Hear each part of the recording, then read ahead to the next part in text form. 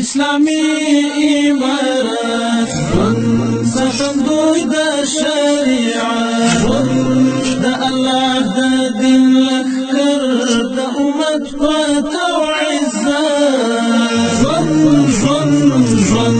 سمعنا واطعنا لا اله الا الله. تم درس د مسلمانانو او خصوصا جهاد او جهادي حرکتونو په وړاندې داعش ډله د اوسني وخت تر ټولو ستره فتنه ده.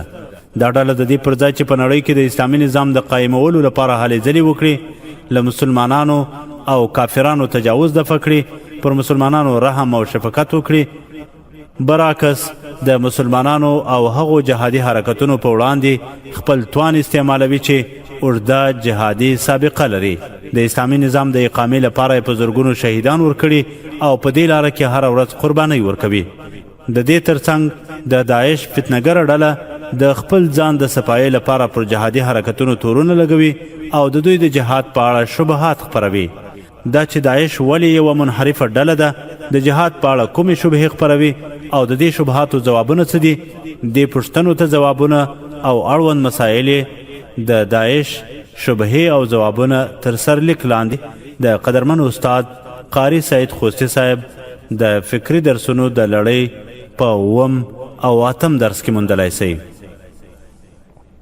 اسلامی امارت سخندوی د شریعت د الله د دین لخر د امت قوت. دنیا کفار یو طرف ته دي، ټول دنیا کفار د داعش په مقابل کې یو طرف ته دي. څومره غلامان او څومره د دوی باداران چې دي، دا ټول د خلافت په وړاندې په یوه کې یو سنګر کې جنګېږي. نو تاسې ولې دې خلکو ته خوارج وایي؟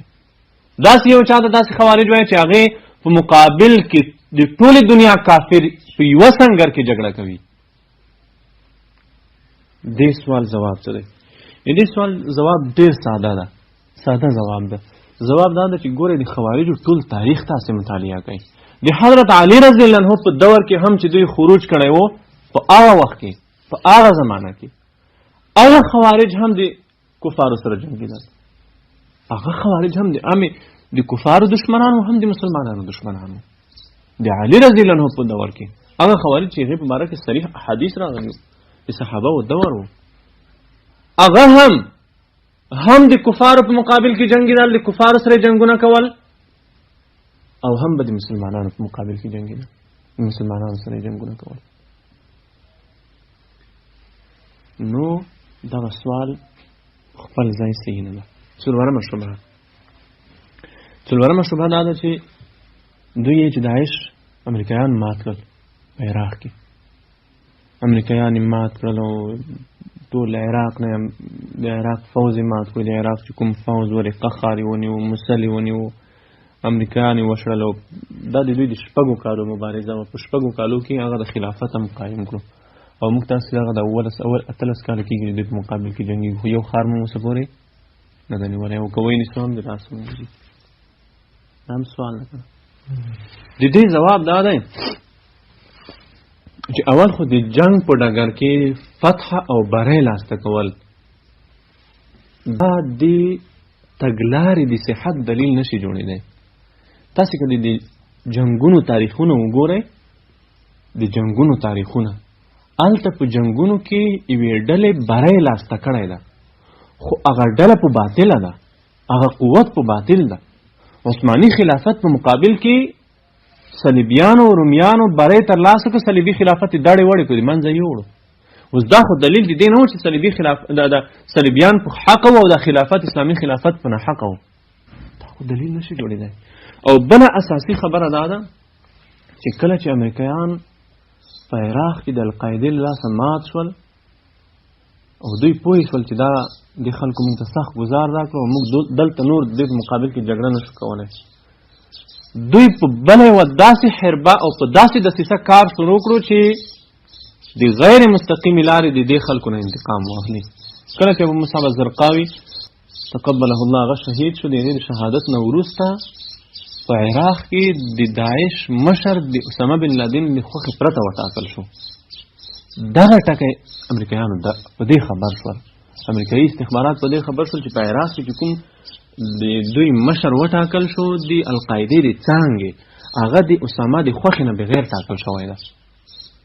دلته دوی پوه شول چې اوس موقع ده، اوس دا دوه طرفونه سره خپل منځ کې اچولی شو.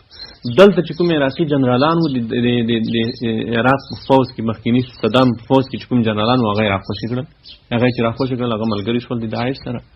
هغه چې ملګري شول دلته چې کوم د القاعدې خلک وو هغې باندې دوی بمبارونه شروع کړل، امریکایانو څه یې ووژل، څه چې کوم ګوتو په شمېر کسان پاتې شول هغې په مقابل کې همدا داعش راپورته شول، هغه یې څنډې ته کړله. دا د هغه یو کتاب ده د امریکا د استخباراتو مشر تیر شوی ده، رابرټ ګیټس یو کتاب د هغې هم دا لیکلی دي. هغې په خپل کتاب کې لیکلی دي چې کله چې امریکایان پوه شول چې د القاعدې او د عراق د جنګیالیو ترمنځ د ابو عمر البغدادي په ټاکنه کې اختلاف راغلی ده، نو دغه موقع امریکایي استخباراتو غنیمت وګڼله. امریکایانو په دې کار شروع کړي څنګه دوی په خپل منځ کې وجنګول شي. هغه و چې د عراق موسل ښار یې دوی ته خوښی کړو. د موسل ښار کې 10,000 کسیزه لوا پرته وه، 10,000 کسان فوځیان پراته وو. امریکایانو هغوی ته د عراق صدراعظم امر ورته وکړو چې د عراق موسل ښار خوښی کړه، هغه یې خوښی کړو. راغله داعش هلته په ښار کې نه ورته خلافت اعلان کړو، نورې منطقې ورته خالي شوې په قرار دا سیمې په دې خاطر ورته خالي شوې چې القاعده وټکوي، القاعده پرې وټکوله. کله چې القاعده وټکوله د دوی ماموریت ختم شو، کار خلاص شو، تیاری پسې روغوښتې، په شپږو میاشتو کې هر څه ختم کړ. موسل هم ترې ونیولې، قایم ترې ونیولې، عراق هم ټول ښارونه یې ترې ونیول، د سوریې ټول ښارونه یې ترې ونیول. اوس په ټول عراق او سوریه کې داعش په خپل لاس کې داسې 1 متر خاوره هم داسې نه لري چې په هغې د دوی واک وي، داسې اوسېږي د یو بل ځای کې، خو نور واک نه لري، ختم یې کړل. ځکه د دوی ماموریت ختم شو. ماموریت یې دا و چې القاعده وځپل شي، د القاعدې نه خپل انتقام د دوی په توسط واخیستلی شي. بله خبره دا چې نبی کریم صلی الله علیه وسلم فرمایي یقتلون اهل الاسلام ويدعون اهل الاوثان. دغه سوال پرون هم تاسو ته ما ځواب ویلی و. دلته دا داعشیان هم دا سوال کوي چې تاسو وایئ چې یقتلون اهل الاسلام ويدعون اهل الاوثان، دوی اهل اسلام وژني او اهل اوثان پرېږدي. دغه خبره بې ځایه ځکه ده چې دوی خو صاف ډېر کفار ووژل، امریکایان یې ووژل، دا نور یې ووژل، نو دغه سوال بې ځایه ده. خو د دې ځواب دا ده، قرآن کې الله تعالی فرمایي اتأتون الذکران من العالمین. ایا تاسې راځئ، د لوط علیه السلام قوم په باره کې الله تعالی چې تاسې راځئ سړیو ته په بدعملۍ سره، وتذرون ما خلق لكم ربكم، او تاسې پرېږدئ هغه څه چې الله تاسو ته پیدا کړي دي. وتذرون پرېږدئ یعنې نه ورځئ. نو د لوط علیه السلام قوم خو داسې نه و چې اصلا د ښځو سره جماع نه کوله، داسې خو نه و که نه، خو قرآن کې تذرون لفظ استعمال شوی دی. ځکه دلته دغه د دوی د سړیو سره جماع کول، دا د هلکانو سره جماع کول دا غالبه وه په دې خلکو کې، او د ښځو سره جماع دا کمه وه. نو هغې دپاره د تذرون لفظ استعمال شو. داسې په حدیث کې هم یقتلون اهل الاسلام ويدعون اهل الاوثان، دوی به اهل اسلام قتلوي او اهل اوثان به پرېږدي. یعنې دا مطلب ده چې اهل اوثان دوی قتلوي هم هغه به ډېر مغلوب، ډېر کم حالت به وي، غالبه به دا وي چې دوی به مسلمانان وژني. پنځمه شبهه دا ده چې دوی یې چې کومه ځمکه نه چې موږ واک ټینګ کړو، کومه ځمکه چې د موږ د واک لاندې راشي، په هغه ځمکه کې موږ حدود قایموو، د زنا حد، د غلا حد، د شرابو حد، قصاص، دا نور چې څومره حدود دي دا موږ هلته قایم کړو. نو په یوه ځمکه کې چې د الله حدود قایمیږي او څوک چې د الله حدود قایموي په هغې خو باید د خوارجو اطلاق ونه شي. د دې لپاره جواب دا ده چې لومړی خو د حدودو قایمول دا د دې دلیل نشي کېدای چې تاسو په حق وایي. که د حدودو قایمول د حقانیت دلیل چې حدود خو د سعودي دولت هم قایموي، د سعودي شاهي دولت چې ده هلته د غلا حد هم قایمیږي، د زنا هم قایمیږي، د شراب هم قایمیږي، قصاص هم قایمیږي، څومره حدود چې دي هغه ټول قایمیږي. خو همدا داعش د سعودي دولت ته کوم دولت وایي؟ کافر دولت، کفري دولت. نو ولې ته کافر دولت ورته وایي؟ حدود خو دوی هم قایموي. نو حدود که دلیل دی د حقانیت خو دوی هم باید په حقه وبولو. دویمه خبره ده چې د داعش محاکم او قاضیانو کې اهلیت د حکم نشته، اهلیت د قضا نشته، دوی کې اهلیت د قضا نشته، ځکه ډیرو ځایونو کې دوی د اعدام بالذبح نافذوي. اعدام بالذبح یعنی چا باندې حکم د قتل وشي چې دا سړی باید ووژل شي، دوی ذبح کی د ذبح او اعدام بالذبح دا شرعاً جایز نه ده. ذبح نه ده جایزه، دا مسله به تاسو ته چا کړی وي مخکیانه. مسله در اسلام نه، مسله ذبح په اسلام کې نشته. او که تاسو ووایئ چې صحابه کرام به په تور وهل سره ګوره یو په تور وهل دی، یو بالسکین ذبح ده. توري وهلو د پاره په عربي لغت کې د ذبح لفظ نه استعمالېږي. ذبح ذال باحه دا د سکین د پاره استعمالېږي چې یو څوک ته په چاړه حلال کې دې ته ذبح ویل کېږي. یو په توره وهل دی هغه خو جنګ ده، هغې ته ذبح لفظ نه استعمالېږي. او بله خبره ده دوی یو دلیل وایي چې حدیث ده چې نبی کریم صلی الله علیه وسلم چې کله مکې مکرمې ته داخلېدو دوی ته یې وویل چې جئناکم بالذبح تاسو ته ما ذبح راوړه، زه تاسو ته په ذبح راغلی یم. قریش ته یې دا اخطار ورکړو. اول خو د دې حدیث په سند کې مقال ده، دا حدیث سندن صحیح نه ده.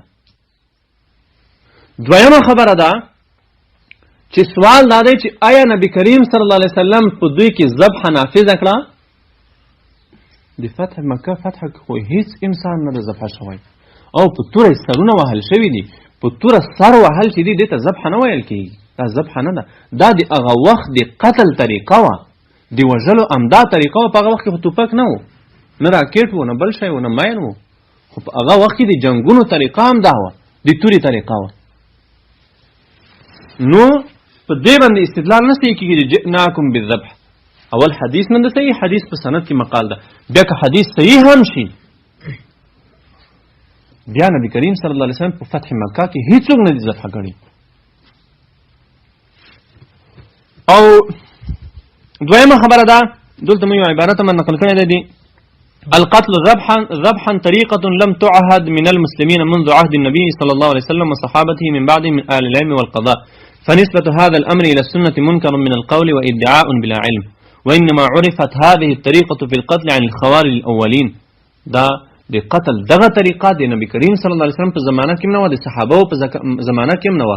دا په اولنیو خوارجو کې هغه وخت چې کله دوی راووتله، نو اول چې دوی ذبح کړو عبد الله ابن خباب ابن الارد، دا د نبی کریم صلی الله علیه وسلم مشهور صحابي و.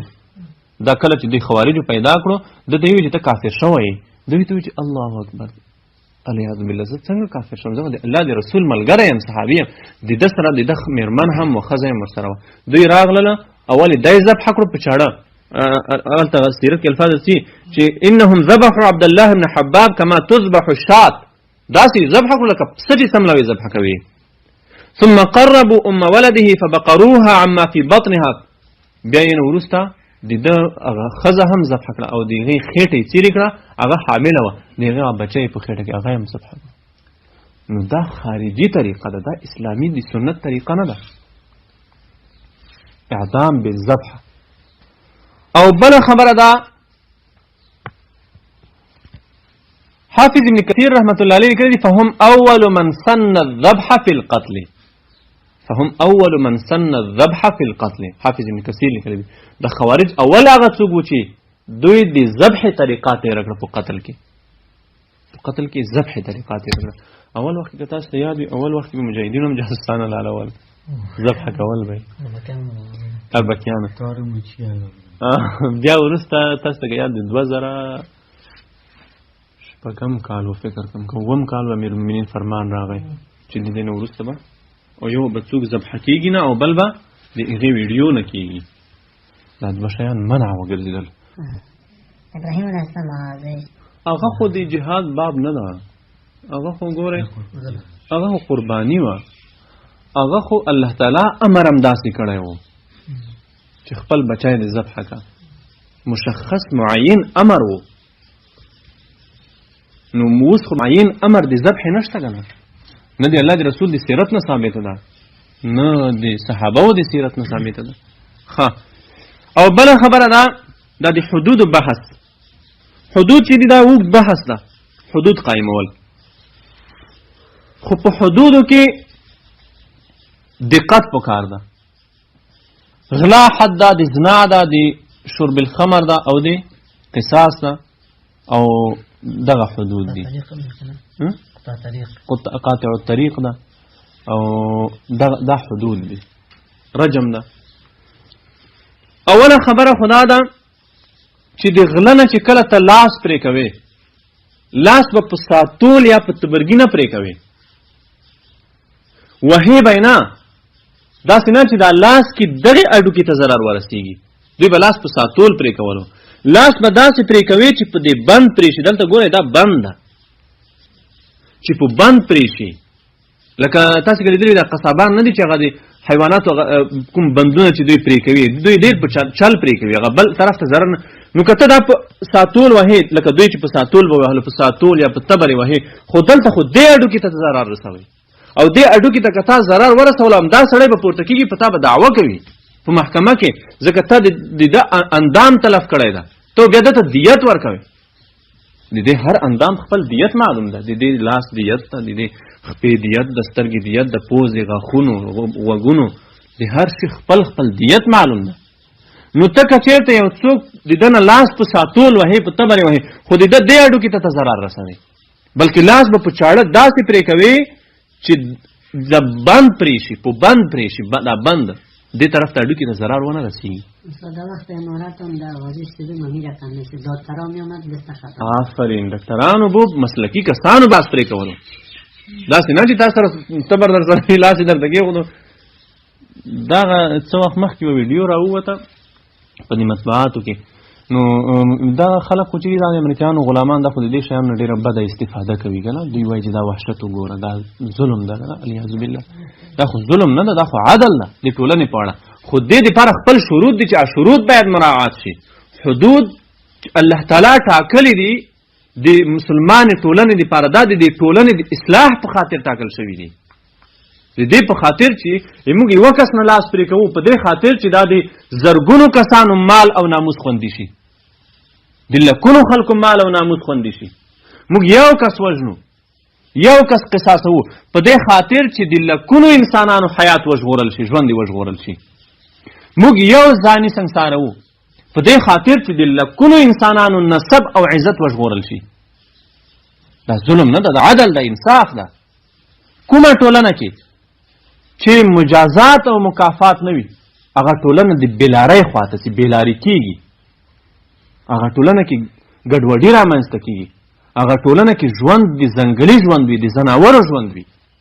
د دې وجې نه الله حدود او د حدودو دپاره خپل شروط دي. زه اوس تاسو ته وایم، لکه مثلا